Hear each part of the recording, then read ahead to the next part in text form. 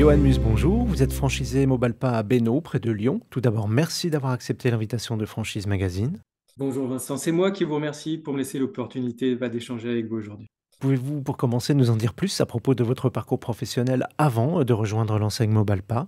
Avec grand plaisir. Alors, aujourd'hui, j'ai 40 ans et en fait, ça fait tout simplement 16 ans que je travaille dans le monde de la cuisine et de l'agencement en général, c'est-à-dire conception de cuisine, de salle de bain et de dressing. J'ai commencé en fait après avoir fini mon cursus aux Beaux-Arts de Lyon. Aux Beaux-Arts de Lyon, j'ai passé un diplôme national d'art et technique spécialisé dans ce qu'on appelle l'architecture d'intérieur.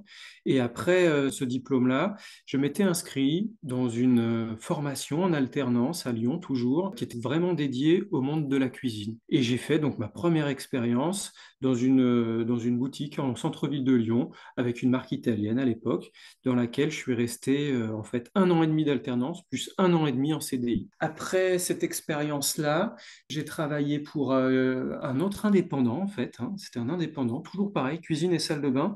Et là, c'était ma plus grande expérience puisque ça a duré presque 13 ans en tout exactement. J'avais commencé cette expérience en tant que concepteur-vendeur sur un point de vente. Après quoi, on m'avait confié le management d'une équipe sur un point de vente. Et ensuite, j'avais été directeur commercial. Donc là, je m'occupais en fait de 3 équipes. Et quand je suis parti, avant de me lancer donc dans l'aventure Mobalpa, j'étais directeur général dans cette entreprise. Et quel a été l'élément déclencheur qui vous a donné envie de vous lancer, comme vous dites, dans l'aventure Mobalpa? L'élément déclencheur, en fait, c'est qu'on voit tout simplement les années qui passent. On se dit, bon, ben, ok, ce travail, il me plaît, je travaille avec des équipes, des collaborateurs, tout se passe super bien, on est en phase avec tout le monde, mais il y a un petit manque.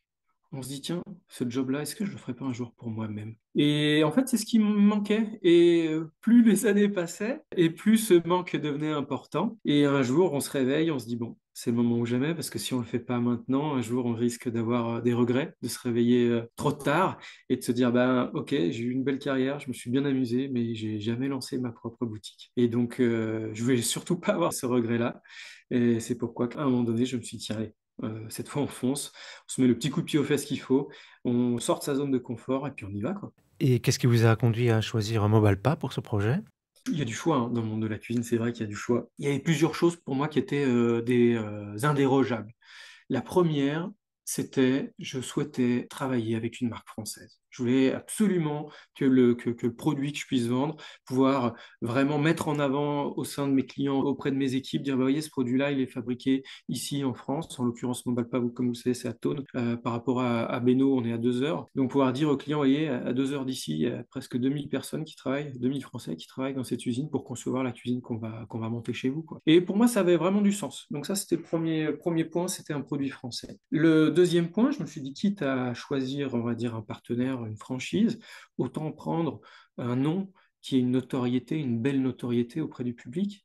Et en fait, Mobalpa, quelles que soient les enquêtes, que ce soit dans ma région ou même nationale, donc en France, ça fait toujours partie du top 3. Donc c'est entre top 1, top 2, top 3. Donc ça fait partie voilà, des noms les plus connus et avec la plus belle image pour les consommateurs. Comment avez-vous choisi la ville d'implantation? Comme c'est à côté de l'usine, c'est étonnant qu'il n'y ait pas eu déjà un magasin. Là aussi, c'était un point important.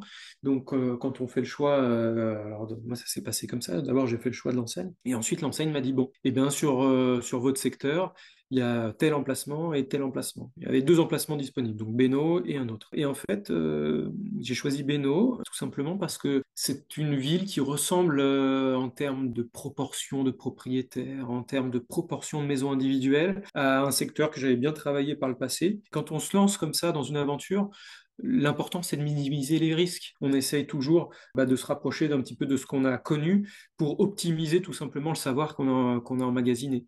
Je savais que sur un secteur comme celui-ci, ça serait une clientèle avec laquelle j'ai les bons réflexes, je pourrais apporter les bons conseils, plus que si c'était un secteur très différent que je découvre en même temps, quoi. Donc voilà pourquoi Beno.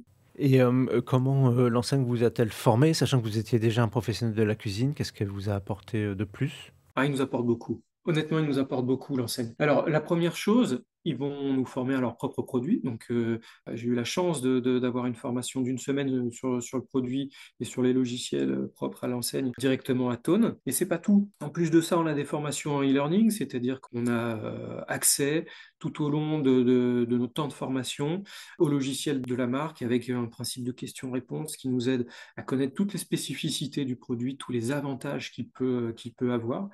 Et c'est pas rien parce que le produit, comme vous le savez, c'est une fabrication ici française à Tône avec des spécificités qui sont propres. Même en ayant fait 15 ans de cuisine avant, il y a tout un tas de choses qui sont spécifiques à la marque, qui sont des vrais atouts. Donc le e-learning, une formation en présentiel, donc là c'est vraiment sur la partie entre guillemets enseigne produit. Et en plus de ça, il y a une formation qui s'appelle Devenir franchisé où là, on va vous accompagner à tout ce qui est métier en fait annexe au métier de cuisiniste, qui est en fait le job de chef d'entreprise, c'est-à-dire à savoir accompagner une équipe, des astuces sur le management, également sur la gestion de l'entreprise, les indicateurs, les performances, etc. Obtenir un financement, j'imagine que ça n'a pas été trop difficile. Les banquiers aiment bien les professionnels du secteur. Oui, alors le contexte dans lequel moi j'ai démarré ce projet n'était pas le plus favorable, puisque quand on a sollicité les banques, on était en fait que je vous dise pas de bêtises, fin 2023, c'est ça. Donc avec la fameuse crise ukrainienne, voilà, donc le ciel, on va dire, n'était pas le plus dégagé possible pour la partie financière. Pour autant, vous l'avez dit, le profil que j'avais, la connaissance que j'apportais de ce secteur auprès des prestataire bancaire était un atout. Clairement, ça a été un atout. Ça a rassuré, je pense, Mobalpa comme les partenaires bancaires. Et en fait, sur toutes les demandes, je crois qu'il y en a un qui a pas répondu, mais tous les autres, c'était des réponses positives. Donc après, on a juste fait le choix des meilleures conditions. Quand c'est comme ça, hein, c'est un peu plus confortable que quand on n'a qu'un choix. Et comment s'est passé le démarrage de votre activité? Parce qu'avec ce contexte qui inquiétait les banquiers. C'est un démarrage qui s'est, je touche du bois, hein, bien passé, puisque dès le premier mois, en fait, pour le mois d'octobre, octobre 2024, on ouvre, on fait 7 ventes. Tout de suite, dès le premier mois, on fait 7 ventes. Le mois d'après, on en refait 9 et en décembre, on en fait 10. Donc, on fait une belle progression, vous voyez, dès le début. Ce qui a été notable pour moi, c'était à la force de l'enseigne, hein, puisque je me souviens, on ouvre leur jour et dès le lendemain, le samedi, j'ai les premiers clients qui rentrent et les premiers clients qu'on vend. Donc, vous voyez, il n'y a pas eu trop de stress, d'attente en se disant est-ce que ça va décoller? Que ce soit moi et l'équipe, on a tout de suite mis les mains dans le moteur et on a dû y aller. Donc quand c'est comme ça, on se pose pas de questions en fait, hein. Et c'est tant mieux parce que je pense que sinon on peut nourrir des angoisses. Ça peut être stressant au démarrage quand on n'a pas beaucoup de recul. Là, ça n'a pas été le cas. Ça a démarré immédiatement. L'objectif, hein, c'est toujours de faire plus puisqu'on est à 10 ventes. J'aimerais bien qu'on puisse faire une quinzaine de ventes par mois, mais on a 12 mois pour le faire, hein. On a tout le premier exercice pour atteindre ses premiers objectifs. Donc c'est plutôt très encourageant en fait. Être son propre patron, c'est un changement pour vous qui vous procure, ce que vous en attendiez, j'ai envie de dire? Oui, tous les jours, je me lève en me disant j'ai fait ce bon choix. J'ai fait ce choix-là qui nécessite une prise de risque importante. Je le mesure et j'en suis satisfait chaque matin. Non pas qu'il n'y ait pas de stress, parce que on va pas raconter d'histoire, il y en a énormément, mais c'est un bon stress, c'est-à-dire qu'en fait, on se lève pour soi. Chaque fois qu'on fait quelque chose, on le fait pour soi. Et en fait, l'énergie et le cœur qu'on y met, ça n'a plus rien à voir. On a une énergie décuplée, en fait. On a une énergie clairement décuplée. Aujourd'hui, c'est sûr que j'ai beaucoup moins de temps qu'avant, mais c'est du temps de qualité parce que du coup, on prend conscience quand on est avec sa famille que chaque minute est importante. Donc voilà, quand c'est le dimanche et que je suis avec ma fille, je suis plus heureux. Quand le soir, je retrouve ma femme, je suis plus heureux parce que en fait, je fais quelque chose qui me plaît toute la journée, tout simplement. Combien de personnes est-ce que vous employez dans votre magasin? J'ai 3 personnes sur la surface de vente, plus une personne à mi-temps sur la partie administrative. D'accord. Vous prévoyez de faire évoluer, cette structure?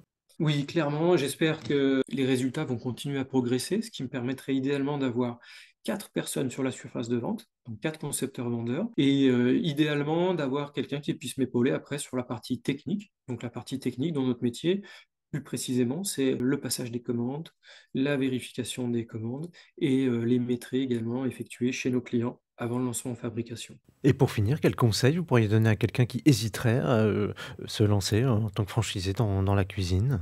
Je pourrais lui donner déjà le conseil, en fait, d'aller voir et d'aller discuter avec d'autres dirigeants. Ça, c'est le premier point. parce que en fait, c'est hyper rassurant d'avoir quelqu'un sur qui on peut mesurer entre guillemets sa motivation, son expérience, voir que ça a marché pour d'autres, on se dit bah je suis pas plus bête qu'un autre, donc si un autre y arrive, il n'y a pas de raison que moi je puisse pas en faire autant. Donc discuter avec d'autres dirigeants et puis après prendre contact avec l'enseigne. Ça, c'est hyper important parce qu'ils ont un vrai accompagnement. Et là aussi, ça permet d'enlever les freins qu'on peut avoir ou les pensées limitantes qu'on peut avoir au départ. Johan Mus, je vous remercie. Je rappelle que vous êtes franchisé Mobalpa à Bénaud et que votre actualité, l'actualité de l'enseigne Mobalpa est à retrouver sur les sites Franchise Magazine et AC Franchise.